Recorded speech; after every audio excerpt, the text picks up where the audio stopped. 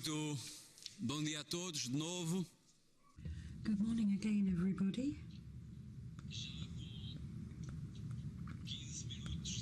We're starting 15 minutes behind,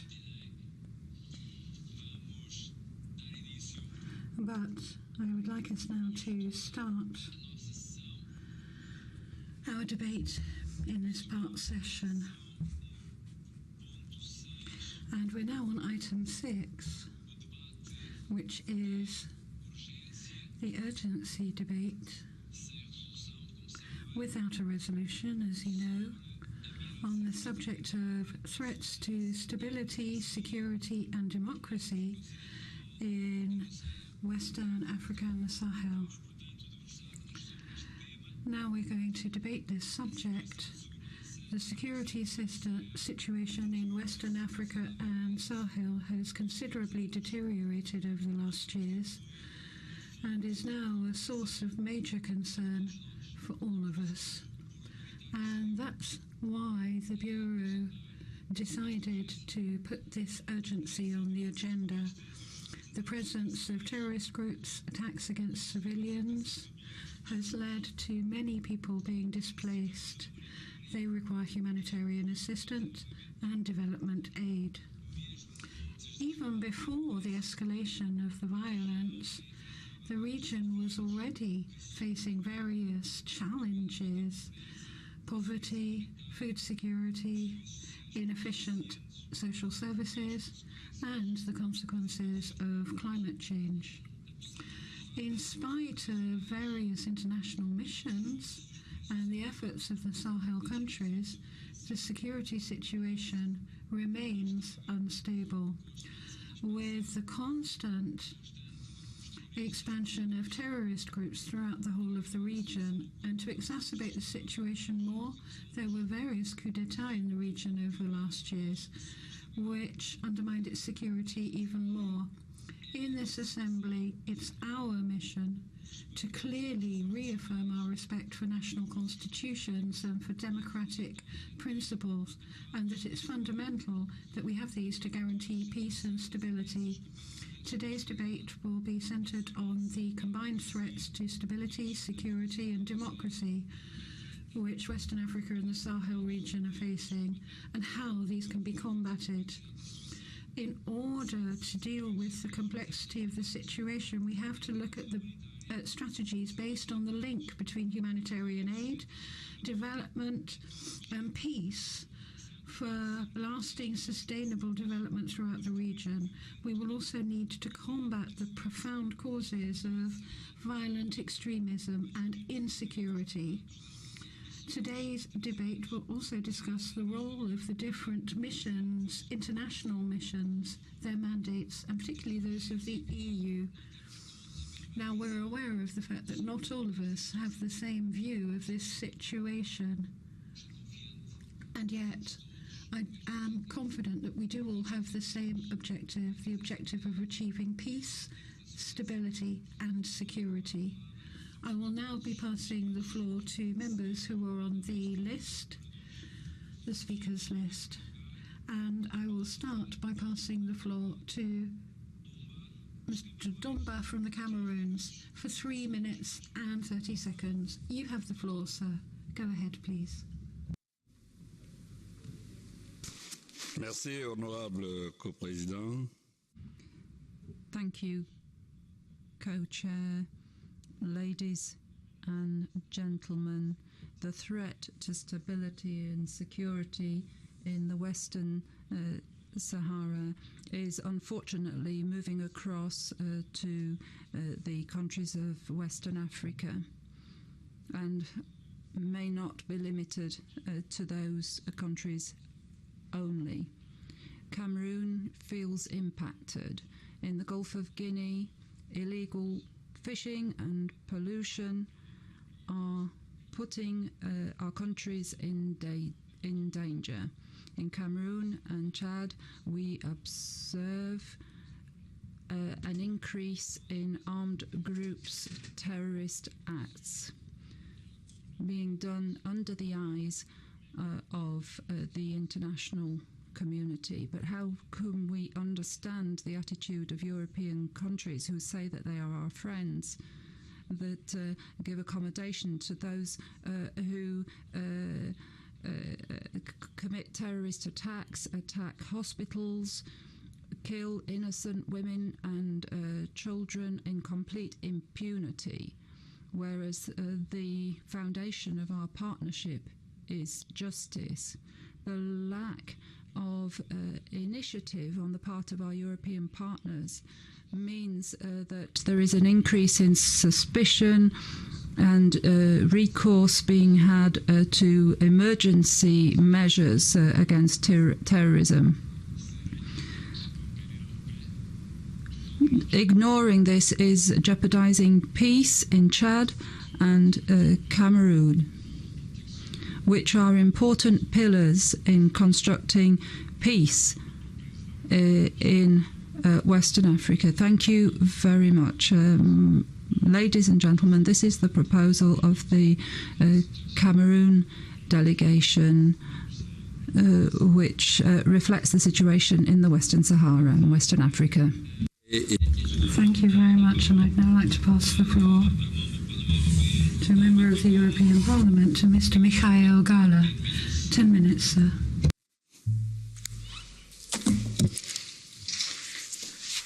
Thank you very much, dear colleagues, co-presidents.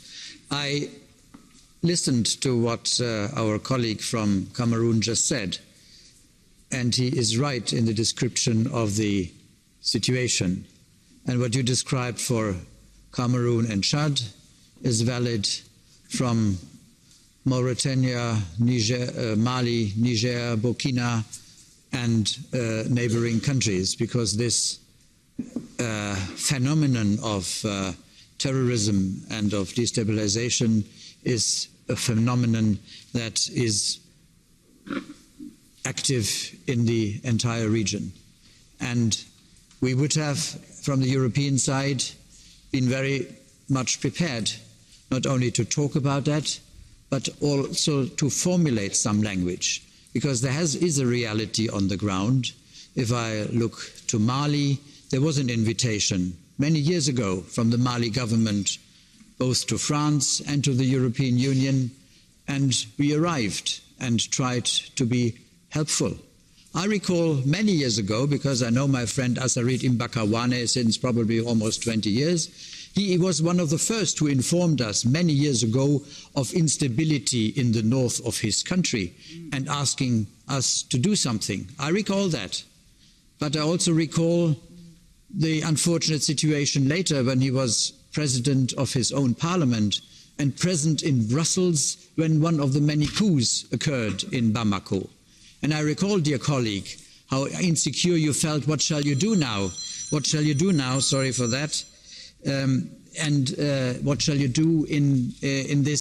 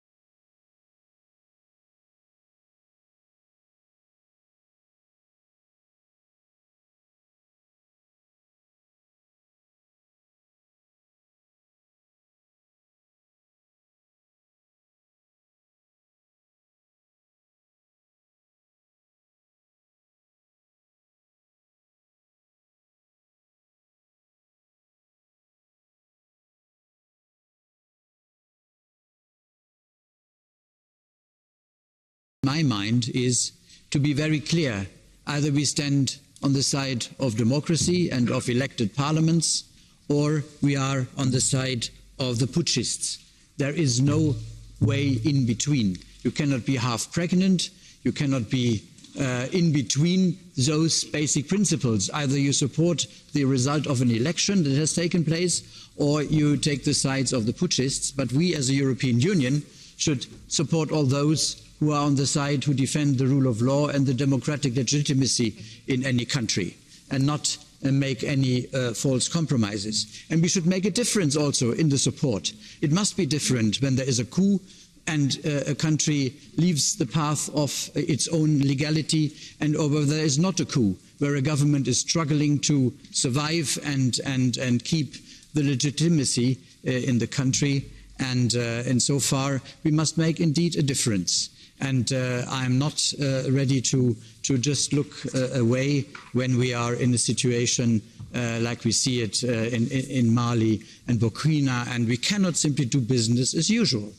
We can reduce, we have to then to focus on humanitarian aid, which profits the people directly, but not support governmental structures or putschist structures that are having their own agenda and not the agenda that an elected government was there for. And I would have liked in a joint resolution to fix such principles that are not in our favor, but I think in the favor of the countries concerned, of the people concerned, and I would call on all to side with the right side. And we have seen initiatives both from the African Union and from ECOWAS who were denouncing coups, of course, and we should be in a position to enable the African structures to deal with these issues far more than before we would be called to intervene. So as much as I understand the call from the colleague in Cameroon or others that we should come in, that can only be the last resort and not the first one.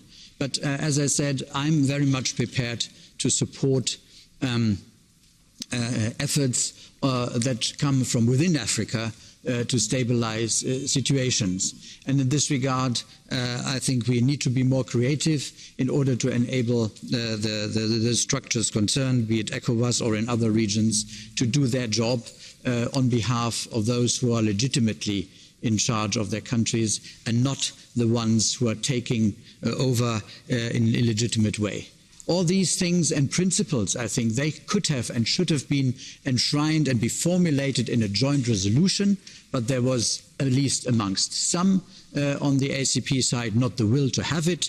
I call on you to conduct further your internal discussions whether that can be the right way, because in earlier years we have had really conflictual situations. In the Bureau, in the working group that we had, I recall the situation in Sudan 10 years ago or even longer, where we were very much apart at the beginning, but we could find common ground for a joint resolution. That should be our attempt, our effort to see, and then thereby have an influence. If we only discuss, it goes on the left ear, it goes in, and it goes out of the right ear, and it's gone. But if we have something in writing, we can take it home and say, look, this is our common ACP and EU position, and that is what we demand from either the government concerned or the putschists concerned, that they should return to the rule of law, and then we can come in as European Union and perhaps be helpful to return to this situation, but not simply try to get away with anything in writing, because then it's easier for the putschists on the ground to have their agenda done. So that is my position on that, and that of the EPP. I hope it reflects a broader audience here, and I hope that the internal discussions in the ACP on how to handle such crises will continue. Thank you very much. Thank you very much, Michael. You understand that I give 10 minutes to Michael Gahler. It's a choice of the EPP group. It's like that the times are decided by the ACP side and by the different groups. So now I give the floor to Sangari Yakuba from Côte d'Ivoire. 3 minutes. 3 minutes enough.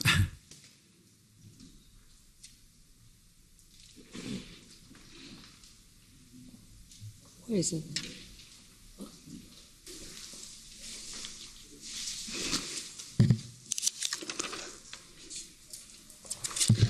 Excellence. Excellencies, co-presidents, members of Parliament, members of this Assembly, colleagues, ladies and gentlemen. It is with true pleasure that I am taking the floor today on behalf of the Côte d'Ivoire delegation to share with you the feelings of our country on stability, security and democracy in Western Africa and in the Sahel. Ladies and gentlemen, Côte d'Ivoire has welcomed several million nationals from Western Africa. So naturally, we are concerned by matters pertaining to stability, security and democracy in the Sahel and its region. And that is the reason why the President of the Republic, His Excellency Wansa Ouattara, has given instructions to the Prime Minister, Head of Government, and to all the ministers concerned to accelerate the implementation of the national strategy for the fight against terrorism with a view to preventing incursions on our borders.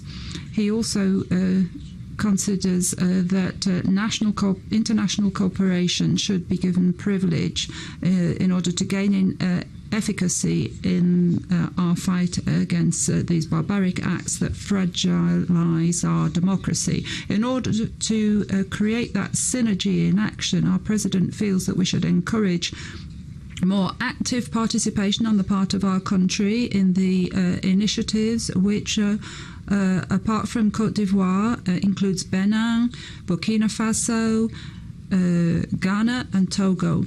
This initiative is, for its member states, a framework for exchange of information and joint military operations against terrorism. The President of the Republic has also insisted on local development and employment of young people as an essential instrument in the fight against violence. Ladies and gentlemen, it is evident that poverty and youth unemployment, apart from being a factor for political instability, is a factor of insecurity in Western African countries. And that is the reason why our country, which is closely attached to peace and stability, calls for all necessary solidarity in order to make violence in all its forms fail. Yes, Western Africa and Sahel need greater investments in education, in job creation, in order to give young people an occupation, because unemployment can lead to all types of adventures, including the most dangerous ones. Before concluding, Co-Chairman, I would like to recall that violent radicalism is a grave threat against the constitution of democratic, prosperous countries. And it's for this reason that our country has accepted to welcome in Jacquesville the International Academy of the Fight Against Terrorism. Finally, President, I would like to thank the local authorities of Strasbourg for the warm welcome that we have received. Long live international cooperation, long live our Parliamentary Assembly. Colleague. Long live indeed. Thank you, colleague. MEP Hans Heid for 3 minutes. Thank you, Chair.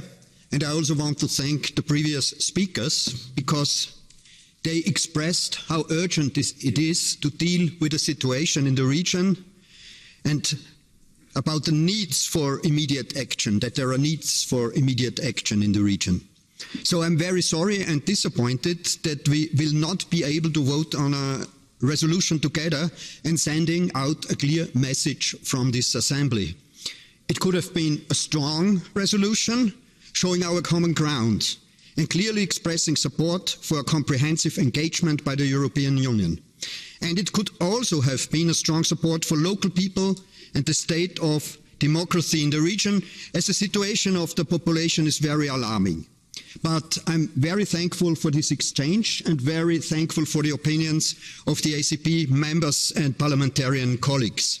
So when we address the threats to stability, security and democracy in Western Africa and in the Sahel, we are confronted with armed conflicts and, as the previous speakers expressed, extremist terrorist attacks. We have migration within the countries and regions and to Europe as well. There are many refugees, and you know about the situation in the Mediterranean. And it's also for the African countries a very bad situation when the young generation leaves these countries. We have suppression of personal freedoms and the rule of law. We have transnational organized crime. We are confronted with environmental degradation consequences of the climate change. There are food insecurities and possible famines. There were military coups and influences such as by the Kremlin-backed Russian Wagner Group, which commits human rights violations. And there are a lot of economic dependencies. The consequences from the war in Ukraine will further aggravate the situation. We will have lack of cereals, lack of cultivation, locked ports, an energy crisis and probable famines within the next half year. We have to be aware about it. So what we have to do is that we to act all we can do and all we have the possibilities to act, to stop the violent confrontations, to act against extreme poverty, the lack of access to basic social services, the accessibility to education. We have to fight food insecurity, climate change, and above all, we have to help the human beings in the region and stop human suffering and despair. And we have to protect the stable democracies and the rule of law. And security in the Sahel has an impact on the security of the European Union's southern neighbors, and stability in Africa has an impact on Europe. So let us act. We have to act for peace, stability and security, and I'm looking forward that we continue our dialogue within the ACP-EU group. Thank you very much. Thank you very much, colleague. So now I give the floor to Honorable Musa Hussein Naib from Eritrea. 3 minutes and a half.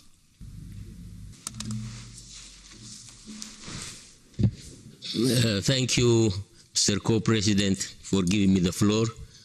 Mr. Co-President, as I have learned today that there will not be a resolution on the topic at hand, I would prefer to make my intervention at pertinent time in the future. Thank you very much. I decline. Thank you very much, colleague. So I give now the floor to member Jean-Christophe Ochent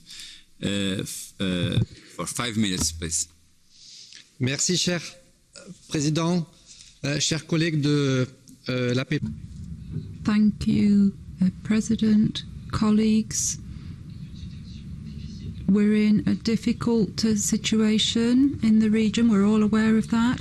I'm delighted that we have this opportunity to discuss it today, although I would have liked to have had a resolution so that we could find a common position between European countries and ACP countries. But we already have common positions. Last time we voted a joint resolution on respect of constitutions in our countries. Michael Gahler has recalled that we need to respect the constitutions, and that means respecting the democratic choices of peoples. And respecting democratic choices of peoples means supporting those who've been elected democratically. And that's what we are doing as members of the European Parliament. And you'll see that regardless of our political colour, in the European Parliament, we have this same approach, that is, support those who've been elected democratically. And that's why each time there is a coup d'etat in a country, we ask the question, what shall we do with this situation? How can we help that country on its path of return to democracy? How can we support that country in that difficult situation?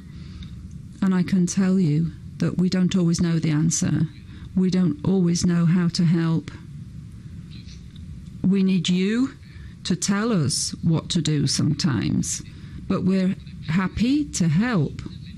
We're prepared to help to support democracies because, as our president said in the beginning, democracy will bring us stability, peace, and security. And all of that is the basis for development in those countries. That is the basis for prosperity. That is the basis for youth employment. And I'm very glad that the representative of Côte d'Ivoire has just mentioned that, because we need that stability. And we, European countries, are prepared to work with you towards that stability and that security. And the only way that can happen is through international institutions. The African Union and COAS have found a strong position that we support as the EU. So I invite you, representatives of ACP countries, to support those countries in their quest for democracy. Michel Gala said, if there's no democracy, if there is a state where there's been a coup d'etat and they're not moving towards democracy, there would be less cooperation. And for me, it's very clear. If the country is no longer on that path of respect of our common values, then we cannot support that country in the same way. But we want to support countries in fighting against terrorism, as different countries are doing, because there is a danger. And the danger is that insecurity expands and moves into different countries, that it moves towards the Gulf of Guinea. And I think we need to avoid that, and we need to support the entire region and all the efforts made by the African Union and COAS to move towards democracy. The EU is prepared to support you along that journey, if you so wish. Thank you. The next speaker is the Honourable Chafo Dulu from Ethiopia for 3.5 minutes.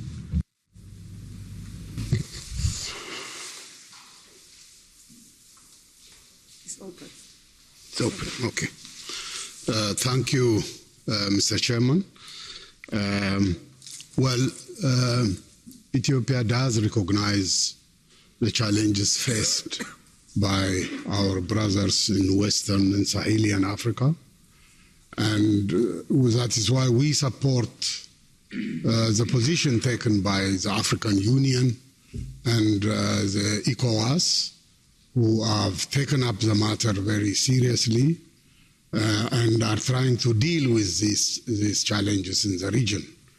Ethiopia has stated its position on this matter during the political committee meetings, and as a result, we do not wish to take the time of this assembly to reiterate the same positions, and so we don't have any further comments on this. Thank you very much.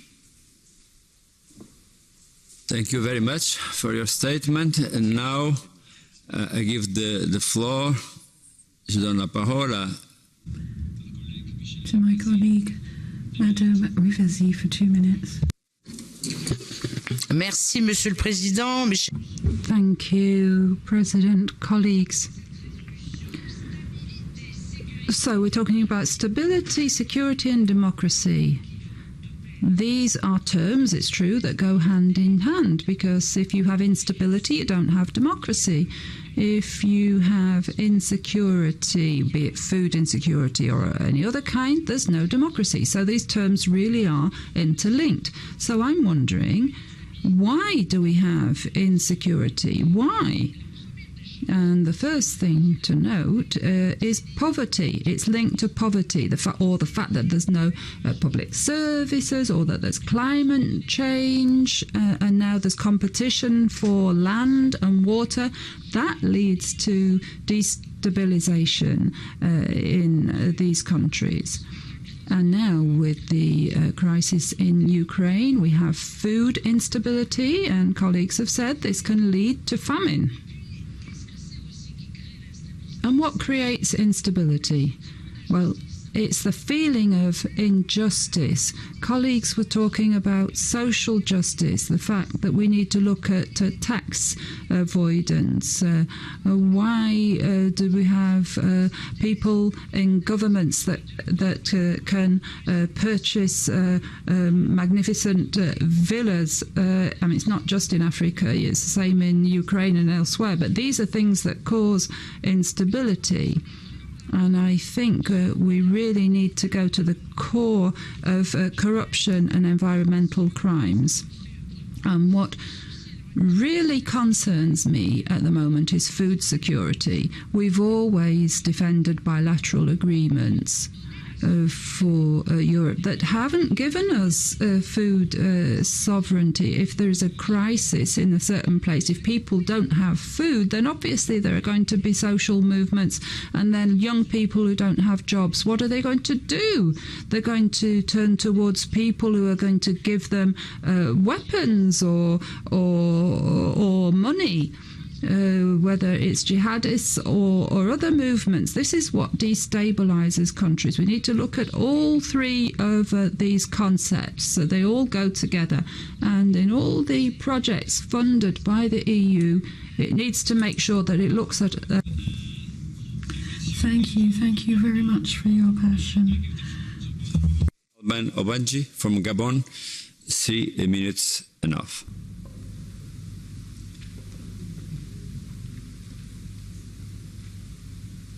Merci, Monsieur le Président. Thank you, President. We had in fact signed up for the debate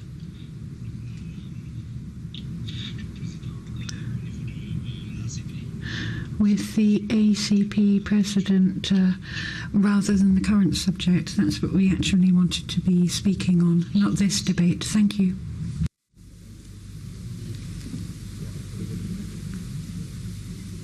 Thank you very much. So I give now the floor to Honorable Salah from Gambia, 3 minutes and a half.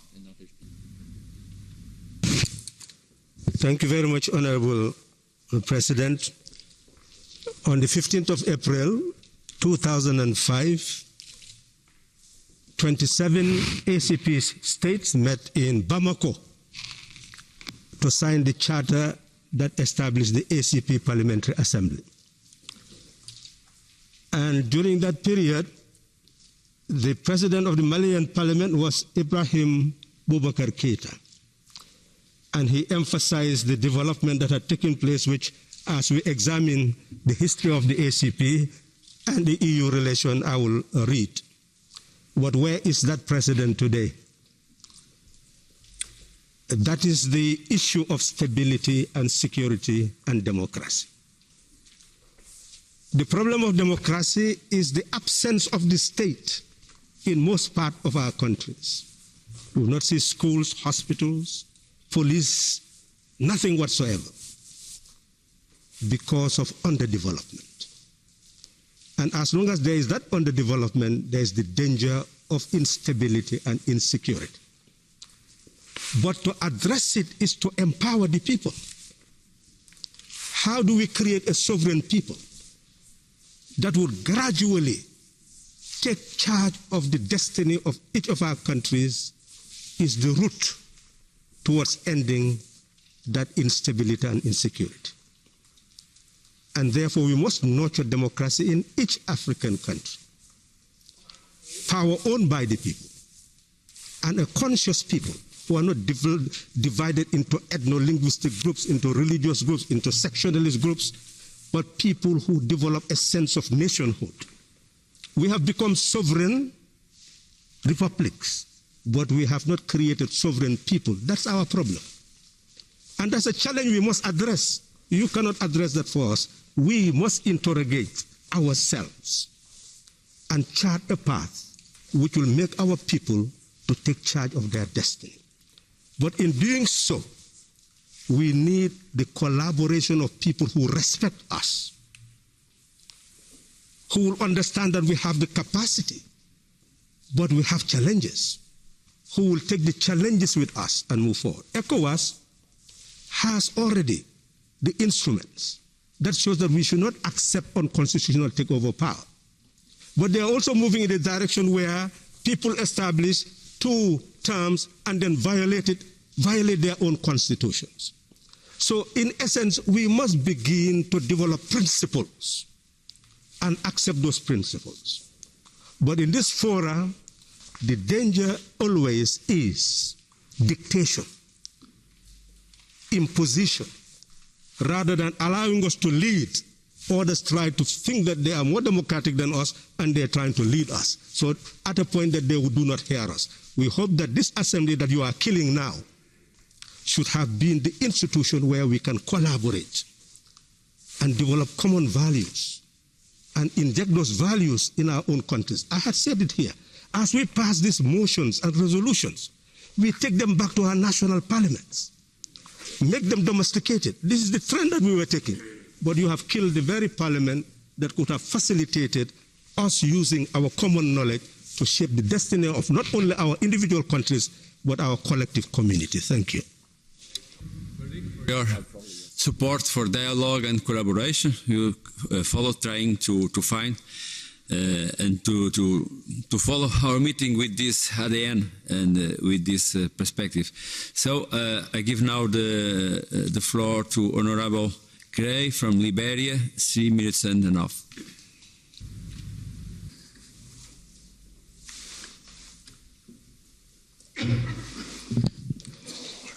Thank you very much, Mr. President and co-presiding.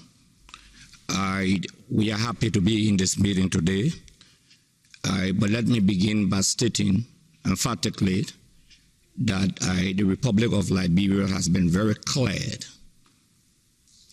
or unequivocal in terms of the condemnation of coups and any form of instability or any form of unconstitutional change. That is not supported, and I see no reason why we cannot take a position, because the leaders of West Africa, for example, had taken the definitive position, an uncompromising definitive position. And that position is very clear. That doesn't support any form of undemocratic change of government. Not only that, but also that for a sitting head of state to dissolve a parliament that makes the law is unbelievable and uncompromising. Also, we are very concerned about the situation in West Africa and other sub-Saharan African countries, because what affects our neighbor affects us directly as a country and as a group of people. Having said that, also, one of the critical points here is that we must also condemn leaders who extend their time unconstitutionally by changing the constitutions of their various countries. The EU, the ACP, should take a definitive position on that, especially changing their constitution and not providing the opportunity for the time stipulated for election. The third point here is that the West must be very clear and extremely strict and defending all moral values, that there should be no invincible hands in encouraging any form of instability or coup d'etat in the sub-Sahara region. There is a critical thing, and there's something we have to look at. So let me state in my closing that I think it will be a contradiction to stand here and don't state the position on behalf of my country. We are lawmakers. We make laws. This parliament make laws. We don't break laws. We are not lawbreakers. We have ratified international protocols. We have also ratified regional protocols that frown on instability and coup. So we must be courageous as ACP members, extremely courageous, and not to mince our voice, to be emphatic and take a definitive position, because today it may be Liberia, for example, it could be another country. Thank you very much, Mr. Chairman, co-presiding, fellow parliamentarian. Thank you. Thank you very much for your statement. And now I give the floor to MEP Mark Botenga for 2 minutes. Merci. Thank you, President. Let's talk about the Sahel first. Clearly, all of us want peace, stability, security. We need that. But when European leaders want to explain how to create stability in the region, I think often they're in a very bad place to do so. A very bad place, because no European leader should talk about reasons without recalling, regretting and condemning the invasion of Libya and the war in Libya, which destroyed a country and destabilized the region. How ironic. Afterwards, its armies actually provided stability. Let's look at the consequences of those interventions. We're talking about coup d'etat, but in Mali, in Burkina Faso, even the coup d'etat are less contested sometimes than the military presence of some European countries. Some see them even as a return to sovereignty. So really, we have to look at the impact of European countries and their interventions. I understand the Sahel people want to be liberated from their subvention to Europe, economic or military, whatever it may be. If Europe wants a partnership with Africa, we have to hear the cries of the people in this assembly too. Democracy is essential, but it comes with sovereignty and the right to self-determination, clearly.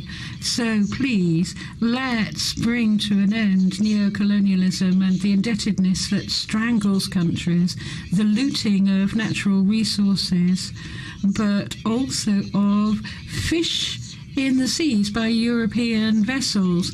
That will be the only way for us to have a partnership between equals where all of us can make progress together. Thank you very much. And now I'd like to pass the floor to the Honourable Songwe from Malawi, 3.5 minutes.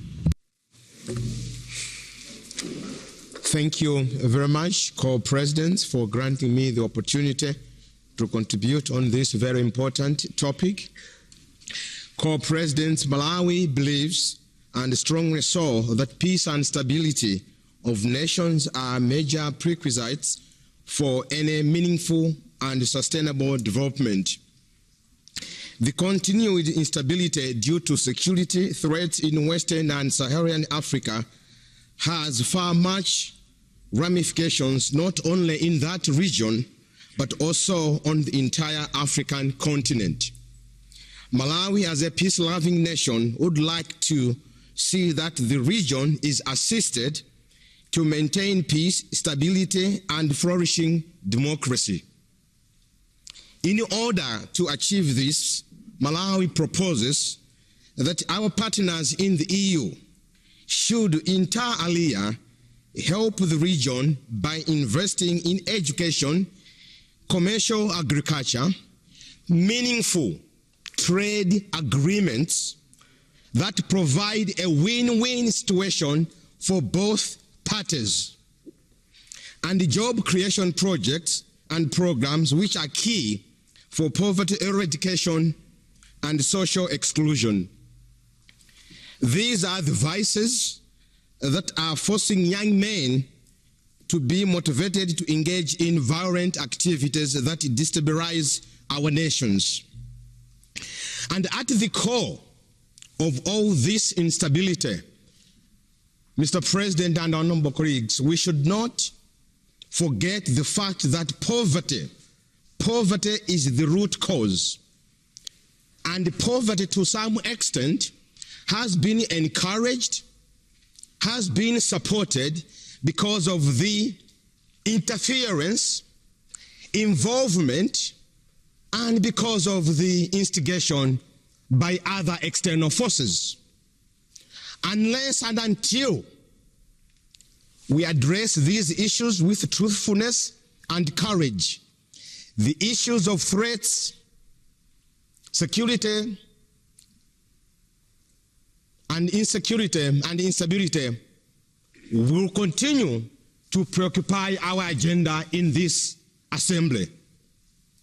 As I conclude, let us all be mindful of the fact that threats to peace, stability, security, and development are fueled by marginalization of certain societies, which calls upon us all to look into the policies, measures, and programs that are inclusive for all in the development process. I thank you, Mr. Co-Presidents, and I yield the floor. Thank you. Thank you very much for a statement. And now I give the floor to Maria Arena pour 3 minutes. Merci, Monsieur le Président. Thank you, President. Well, first of all, I'm delighted that we're having this debate today in this Assembly. I would have preferred to have a debate with resolution, but it's not up to us to point fingers at any country because they didn't support a resolution. We're not here to point fingers at partners.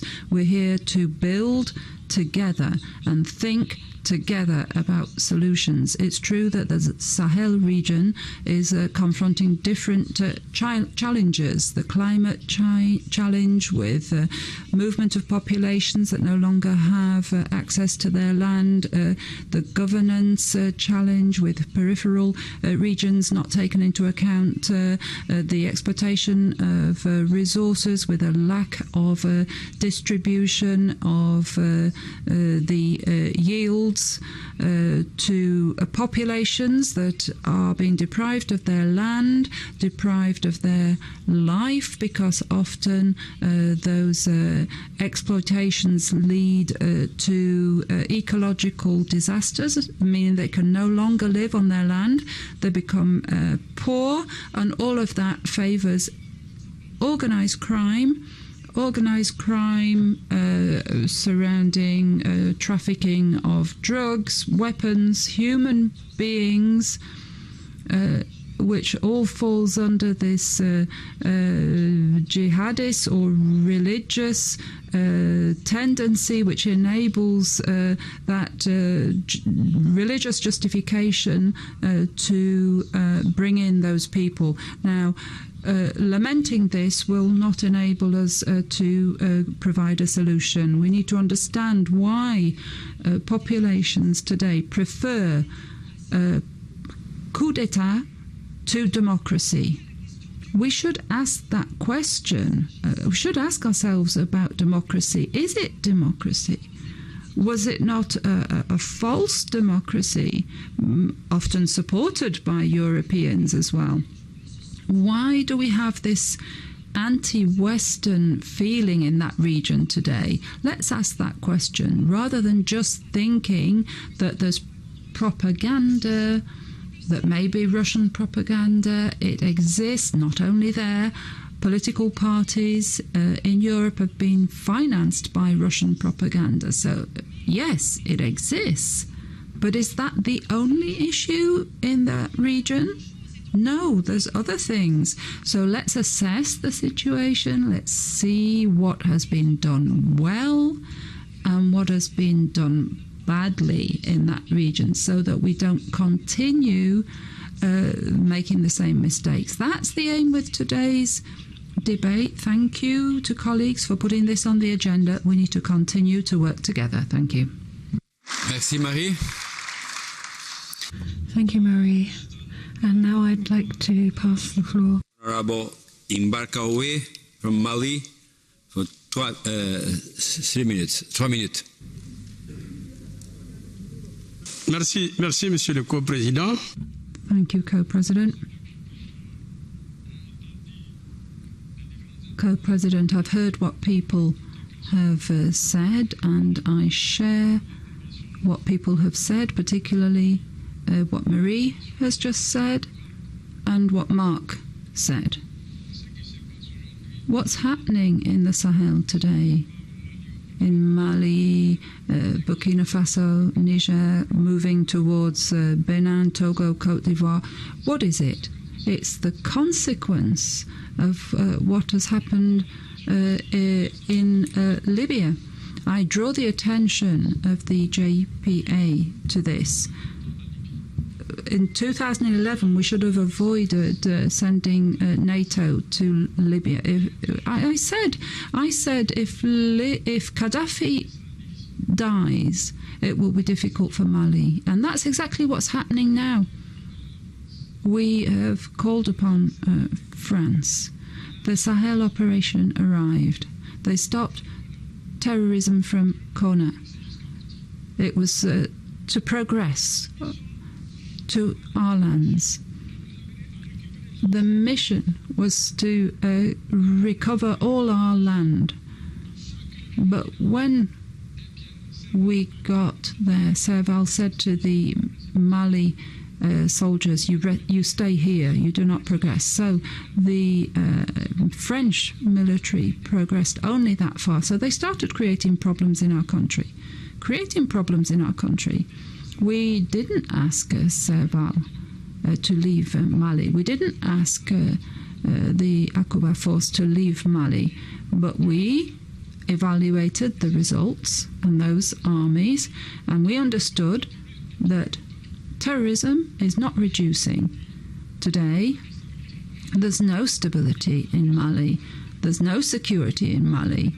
We are threatened by extraordinary terrorism by two terrorist groups.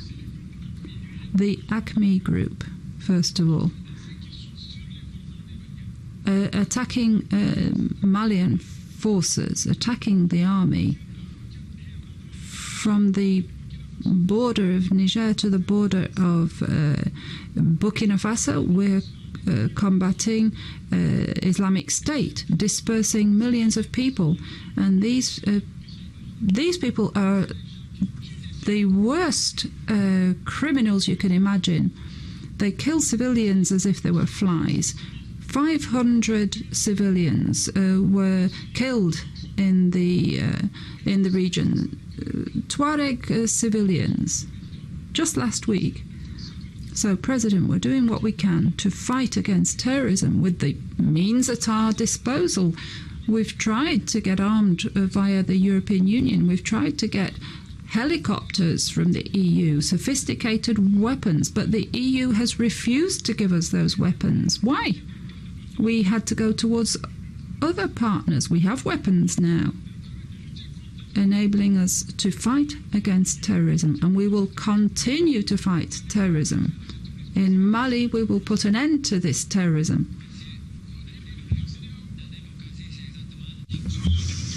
Nous allons négocier avec la CEDEAO et nous allons nous mettre d'accord avec la CEDEAO pour aller vers... We are going to negotiate a calendar for elections. Thank you very much. All of us want peace, security, stability in your region and throughout the whole of the world. I'd now like to pass the floor to my colleague, Pierrette Hetzberger-Fofana. 2 minutes. Merci, Monsieur. Merci, Monsieur le Président. Thank you, President. The speaker needs to move closer to the microphone. Thank you.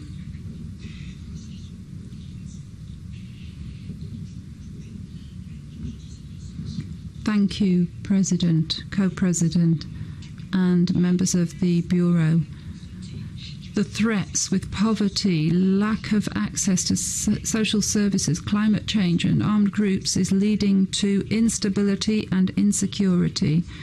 Over recent months, several Sahel countries have de facto fallen under the control of the military. In this context, it's important to recall that democratic governance, representative governance, depends on the respect of the constitution by the executive and free and fair multipartite elections.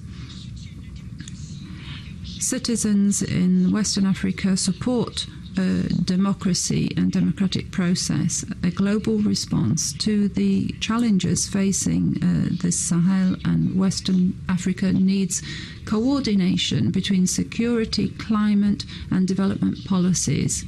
Climate change has reduced food security, hampering the efforts made towards sustainable development. Furthermore, asymmetrical competition hampers African producers and investments made for the environmental transition. How are we going to attack this insecurity between the Sahel regions and coastal regions, for example, in agriculture and food security?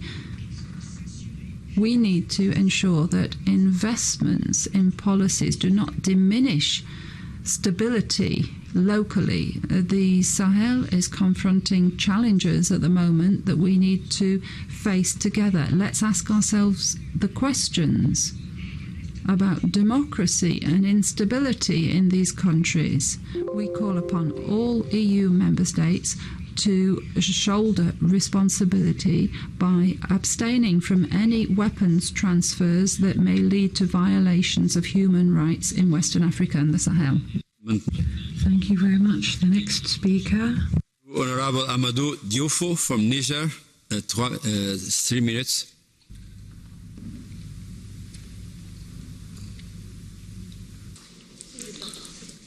Merci, Monsieur le Co-Président.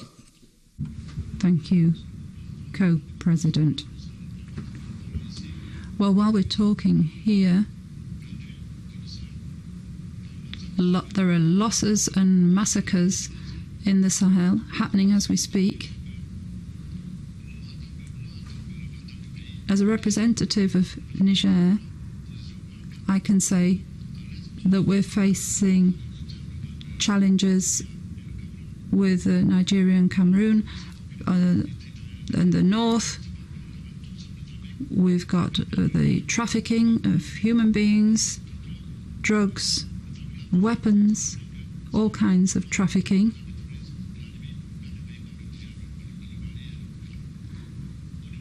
And then in the Sahel and the Burkina side, we have all the challenges that other colleagues have talked about. These are problems we're facing on a daily basis.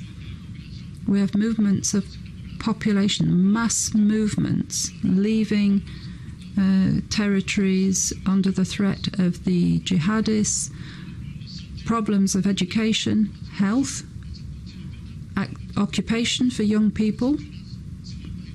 And if we don't use these young people, they will be taken up, they will be hoovered up by terrorism. There's a problem of governance, development, democracy, but we are a democratic country. I was elected for a mandate of 5 years. We have a transition from one democratically elected president to another. But we have problems. We have challenges. The EU needs to help us to fight terrorism by helping us to have access to material and giving us access to security infrastructure so that we really can make progress in this fight. I would like to call for help in fighting this problem. we're a bloc, but if we disintegrate, there are going to be consequences for other countries.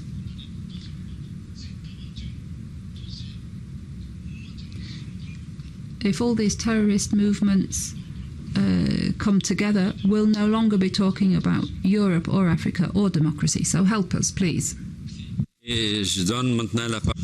Thank you. Next speaker, my colleague from the European Parliament, Eric Andrea, for 2 minutes. Merci, Monsieur le Co-Président. Thank you, Co-President.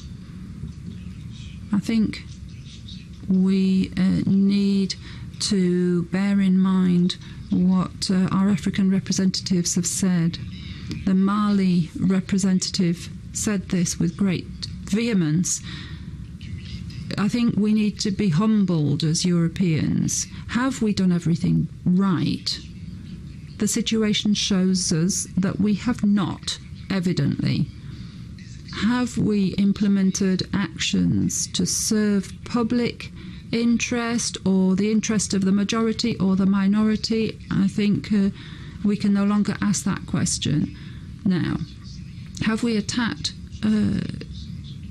the issues of the young population, poverty, employment? I think it's high time for us to rethink the way in which we intervene, so that instead of this pseudo partnership, we have a true partnership on an equal footing. What's happening in the Sahel, we know, is going to concern people beyond the Sahel, throughout the continent of Africa and the Western continent. We need to think about the future and the attitude we will have. We cannot see this in binary terms. Of course, we're not going to refrain from criticizing a coup d'etat, but we have to ask the question about what our behavior has led to in recent years. We need to be humble and think about a new approach to our collective cooperation, co-development, co-construction, jointly for two continents that go hand in hand. Thank you very much. And now I'd like to pass the floor. Mohai from South Africa for 3 minutes. Thank you, Co-President. The Sahel region faces multiple and multifaceted peace and security challenges with devastating consequences for states and their populations. The nexus between development and security is clearly established in this region, where these phenomena are interlinked and interrelated. In this regard, there cannot be peace without development, and there cannot be development without peace. In this context, we stress the need for a holistic approach comprising political, security, and socio-economic development interventions that will lead to lasting peace and stability in the region. We welcome the continued efforts of the African Union Peace and Security Council to work towards the deployment of the African Union Standby Force, which sought to further strengthen the fight against terrorism in the region. South Africa remains concerned by the continued terrorist attacks against civilians, security and defense forces, as well as peacekeepers in Burkina Faso, Mali, Niger, Lake Chad, countries that have resulted in many fatalities. It is disturbing that the terrorist attacks are spreading to other countries in the region previously not affected. We are encouraged by the initiatives undertaken by countries in the region to improve the security situation. The decision taken by ECOWAS Extraordinary Summit on Terrorism in September 2019 is indicative of the determination and political will of African leaders to collectively address security challenges in the region. The continuation of consultation processes and national dialogue to address election-related issues by countries in the region is commendable, and we have got to continue to sustain it in order to preserve peace and stability. Regional organizations are key partners of the United Nations in this important task. South Africa has consistently prioritized and enhanced strategic partnership between UN and regional, sub-regional organizations, not only in countering terrorism, but also in conflict prevention and resolution. As a member of this council, South Africa continues to strive to closer cooperation between United Nations and African Union. This takes into account the volume of African conflict solutions on the agenda of the Security Council, as well as growing threat of terrorism across Africa. South Africa will continue to work with all members of the United Nations and the African Union, Southern African Development Community, and other relevant parties in addressing the scourge of terrorism and its attendant manifestation and regional and international level. It is our view that respect for regional bodies is critical to encourage homegrown solutions. I thank you. Thank you very much for your statement. And now I give the floor to Honorable Nyambuya from Zimbabwe. 3 minutes.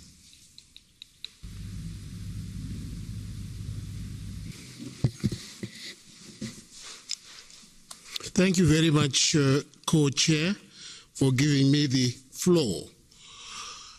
There is a plethora of threats to peace, security, and stability in Africa in general, and the Western and Sahelian region of Africa in particular.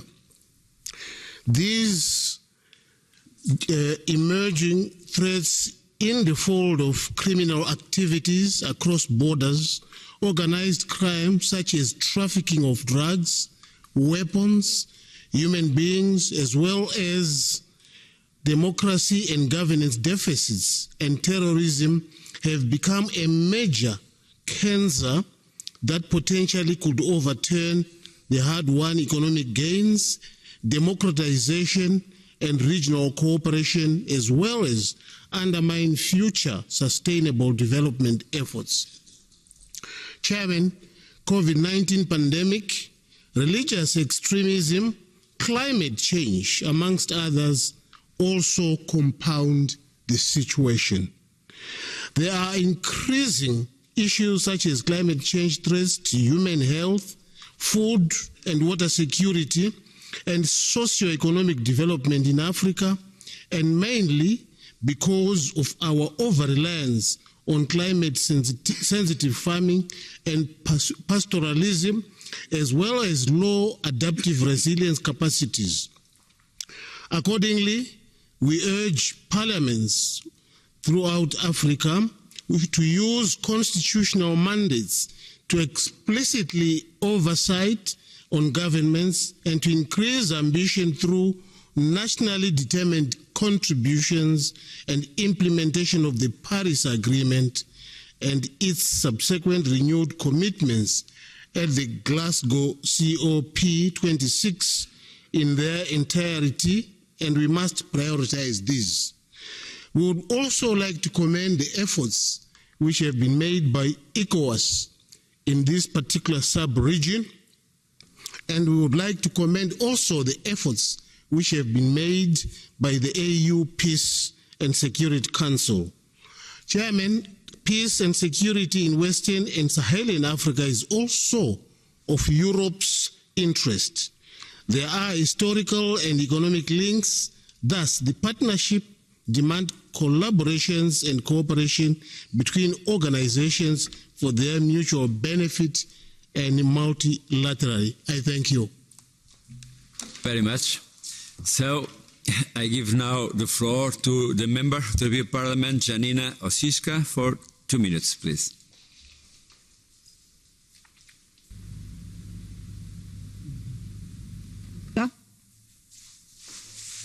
Oui, merci, Monsieur Président. Thank you, President.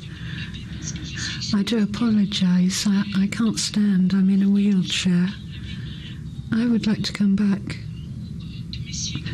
to what was said by Mr. Gala on the resolution. There's one point which I think is vitally important, and Mr. Gala did mention this. I have 30 years of experience with humanitarian aid.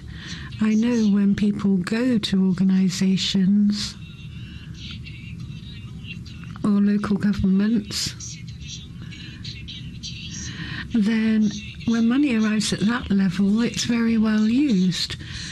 And I wanted in the resolution to underline the fact that it's much better to provide humanitarian aid on the ground for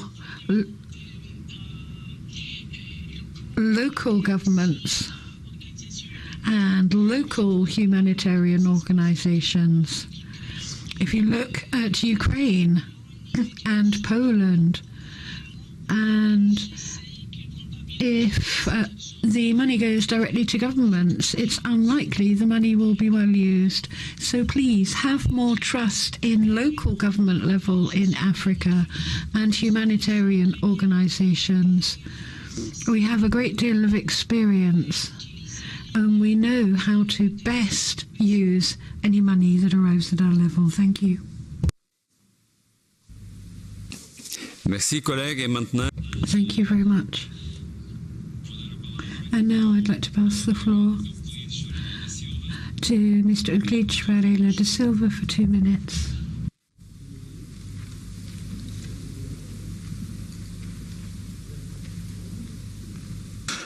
Muito obrigado. Thank you very much, President, for giving me the floor. I was on the speaking list, but on challenges to island nations, but thank you for the floor. I think that ACP countries, no matter where we come from, Western Africa or not, all our efforts to guarantee peace and stability in the region will benefit not just Western Africa, but Europe too, and the whole region. It's vital that we cultivate a culture of dialogue and that we maintain democracy. We can't say it's normal to have successive waves of coup d'etat in countries in our sub-region.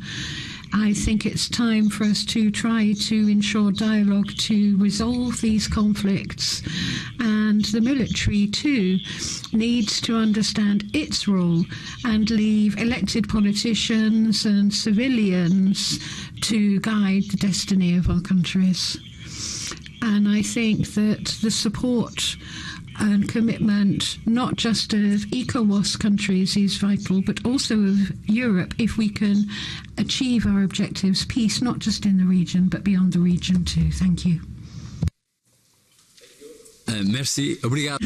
Thank you very much. Honorable Kwen Antimadu from Ghana. 2 minutes.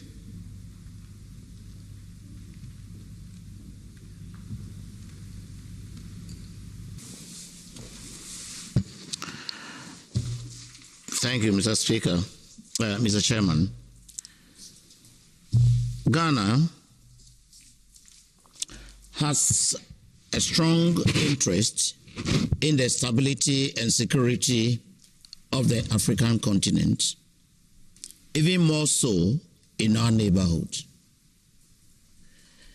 There have been attacks and murder of thousands of people in their communities across the Sahel, including in ECOWAS member states, by violent extremists and terrorists.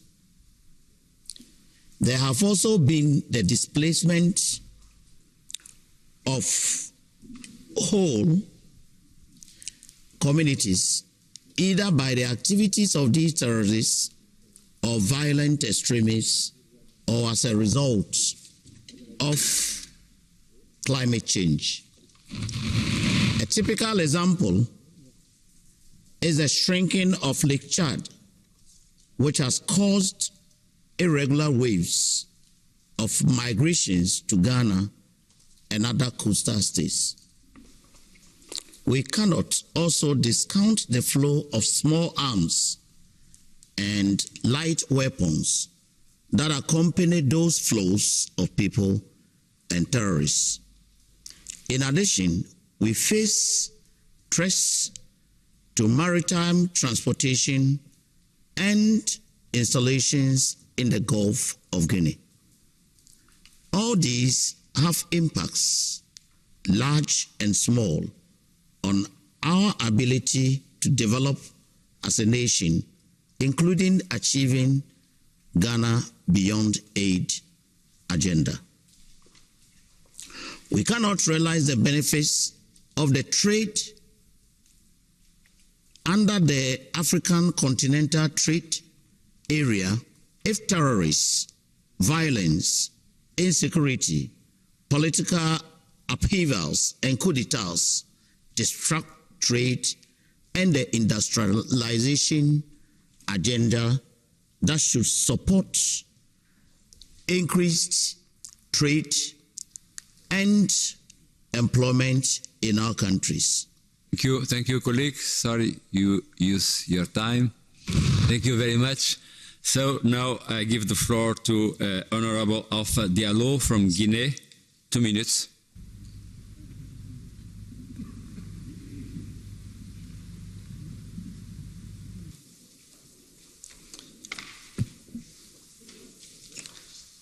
Merci, Monsieur le Président. Thank you, President. On behalf of my delegation, on behalf of the President of the Transitional Council of Guinea, I'd like to take the floor to express our concern about the subject we're discussing this morning. The whole question of threats to democracy and to stability in the region is one that is very important.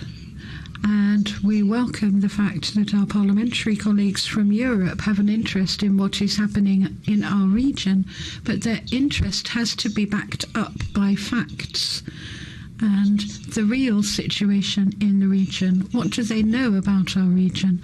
It's very important to actually have the details when we talk about the strength of democracy. When a president changes the constitution to remain in power through force, what is that? Is it democracy? When a president throws the opposition into jail, is that the strength of democracy? I think it's very important, therefore, that we look at the details, and it's very important that the democratic dimension be taken into account. That's what happened in our country, Guinea, before the 5th of September. Since then, under our new leadership, important reforms have been established in setting up a parliament that is going to be working on deep-set reforms for the state, providing the country with a constitution and with bodies for organising free and transparent elections. So I would call on all the parliamentarians present here, all the delegations, and ECOWAS, which is supporting us in developing consensus so that through its transition, Guinea can in fact organise free and transparent elections so that the transition is a success for our country. Thank you. Thank you very much for your words, and I'd now like to pass the floor. Honorable Dido Hassu from Kenya, from 2 minutes. Thank you very much, Honorable Chair. Honorable Chair, stability, security, and democracy are oxymoron, that one cannot happen without others, and others cannot happen without one. Literally, in the African continent, in every region, there is a conflict that is ongoing, depending on the levels. The question that this gathering must ask, why in Africa? We must learn from history. What is currently happening in Ukraine, that is in global Europe, must be telling in terms of why is this abnormal, and yet these conflicts in Africa are considered to be normal. Chair, there's no normal conflict, because all conflicts have the same effect. They cause refugees, there are killings, destruction of infrastructure, proliferation of arms, destruction of the normal lives of human beings. For that reason, I think, Honorable Chair, the world community must give attention to conflict everywhere on equal footing. Secondly, we must give impetus to conflict early warning so that even these conflicts in Africa must be prevented. If they are not prevented, then they must be quickly resolved. Finally, it is on the issue of good governance and democracy. If we have one type of democracy in Africa and a different type of democracy in Europe or the rest of the developed world, then we'll not be able to address the issues of conflict in this region. Finally, Honorable Chair, it is important to build capacities for the regional economic communities or commissions, whether it is in East Africa, South Africa, West Africa, so that at least this conflict could be managed, if not stopped, as soon as it will be humanly possible. I thank you. Thank you very much. Antes de dar... Before I pass the floor to the representative from the European Commission, Mr. Domenico Rossa, if I may, because I was called on directly by Mr. Dito Rasu. So let me say the following very briefly. Colleagues, were we to decide together that we wanted to express our unhappiness with a violation of international law, then quite clearly, at the same time, we would be showing our unhappiness with all violations of international law, for those that are taking place now and those that took place in the past. On the contrary, were we to maintain our silence, then we would actually be ratifying them all. Having said that, I would now like to pass the floor for 5 minutes to the representative of the European Commission, Mr. Domenico Rossa. Go ahead, sir, please. Thank you very much for the floor. First of all, let me share some, I would say, frustration as expressed by some of the honourable members about the fact that this debate will not end with a resolution that would have been, I would say, timely and appropriate considering the situation in the region. As the picture in the region is overall extremely worrisome, if I may say. The Sahel, and many of you highlighted the different challenges that the region is facing, and these are challenges of security, political, social, and economic natures that are interlinked among them, but that also refers to the fact that there is still in the region a very weak governance and a culture of the impunity, if I may say. The situation, you know, as it is, there are 3 that out of the 5 countries of G5 Sahel that face the coup and are going now through a transition process that is very different, but clearly this shows that there is a governance crisis in the region that has spillovers on the other country of the region. There are also developments that are mentioned by some of you, such as the human rights violation on the civil population that are dramatic dramatically increasing. Then we have a perspective that more than 33 million of people will be food insecure in the future. And I would just make a connection between what is happening in Europe and what is going to happen in Africa. We have to consider that 25% of the cereal trade in the world is originating from Russia and Ukraine, and nearly 30% of the wheat consumption in Africa is coming from Ukraine and Russia. So you can expect that this, of course, is not going to be easy to solve, and of course responsibility lies on a specific country. Then we have the question of the water. Water is very scarce. You know that on average in the Sahel, people use 5% of the yearly consumption of water in Europe. That is also something that we have to consider. And last but not least, the region is one of the highest fertility rate that is putting at risk any possible demographic dividend for the future by creating, I would say, a big mass of youth population that is not happy with the future. Coming to the youth and to democracy, a recent Afrobarometer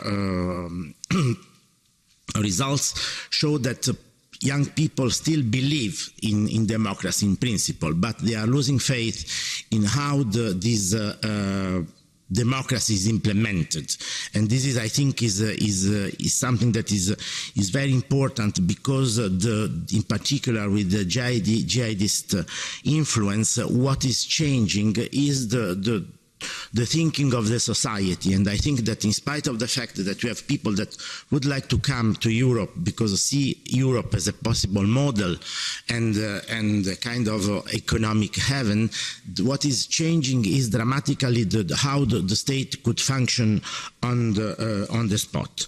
So on our side, I think that we managed already to take into consideration all the suggestions that are coming from this House, in the sense that we have to act on the short term, and this is definitely something that has to address the defense and security challenges, because otherwise, without a minimal security, it's impossible to undertake any possible development operation. The second, but also because this is served to in a way recreate and reestablish confidence in the population on the state function. The second is to work on the local communities, because I think that this is very important in order to prevent the spread of the violent extremism. And last but not least, to support the state in its primary function and the economic development by creating economic opportunity for the local population. I will stop here because there were no questions specifically addressed to the European Commission. Thank you, Mr. Chair. Thank you very much. Muito obrigado. Thank you. That brings us to the end of this debate. A debate that was a lively, very lively debate with very differing viewpoints, a very rich debate, a debate where everybody could express their viewpoint in an open, clear and transparent way, respecting the views of others, respecting differing views, complementing each other's views. I would like to say that listening to this debate, I have difficulty actually in understanding how we can do something together, but hopefully next time, because this assembly will continue its work, it will continue its work not only here in Strasbourg with its work on the post-Cotonou arrangements in the 4 different areas, but I am sure we will manage to move on from the differing starting points we have to build on our freedom of opinion, to find what unites us rather than what divides us. Thank you very much for this debate. I want to say the Bureau meeting will be starting at 1:45. We've concluded this meeting a little late, and the plenary session will start again at 2:30. Thank you very much.